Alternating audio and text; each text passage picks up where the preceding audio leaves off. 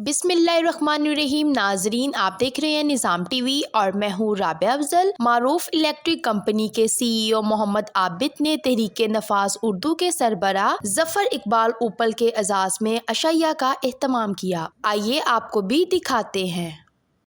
अस्सलाम वालेकुम। आज मैं अपने दोस्त, बचपन के दोस्त जो कि 53 से 54 से हमारी अपना महल्लेदारी और दोस्ती चल रही है, घरेलू ताल्लुकात हैं और बचपन के दोस्त हैं। ये सेठ आबद साहब, मैं इनको कहता हूँ, लखेसर इलेक्ट्रिक के ये मालिक थे बीड रोड के, और फिर अमेरिका चले गए, तो अब भी ये ट्रेडिंग का काम कर रहे हैं।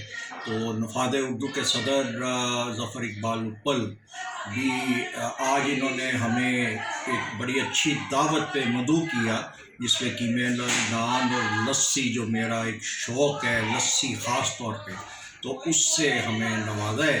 तो हम इनके बड़े मशहूर हैं और सब दोस्तों से ये कहते हैं कि इस तरह की रस्में रखें। दोस्तों, रिश्तेदारों, महल्लेदारों में महीने में 1-2 रस्म रखनी चाहिए। इत्तेफाक पड़ता है, बरकत बढ़ती है।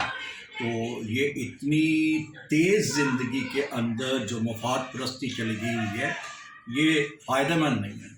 तो हम तो यही कहेंगे कि सब दोस्त अपने पुराने दोस्तों के साथ मिलें, उनकी बहुत सारी डिप्रेशंस की चीज़ें ख़त्म हो जाएंगी। और उसमें मुखलिस बस इतना होता है कि बाद वाले दोस्त जो होते हैं ना, उनको दोस्त नहीं हम कहते, वो वाक़फ़ियत होती है। तो बिजनेस फ्रेंड होते हैं, वाक़फ़ियत होती है। और ये महल्लेदारी की जो होती है, ये फैमिली टर्म्स होते हैं। आदमी उसकी कुताइयाँ भी, उसकी शरारतें भी, उसके हालात भी, उसके बैकग्राउंड भी एक दूसरे को बड़ी अच्छी तरीके से जानते हैं। बहुत शुक्रिया जी। अल्लाह हाफ़िज़। What does it take to dream, to aspire, to be better every day? It takes vision to pave the way for a better future. It takes discipline to create synergy. And it takes courage to step into the light.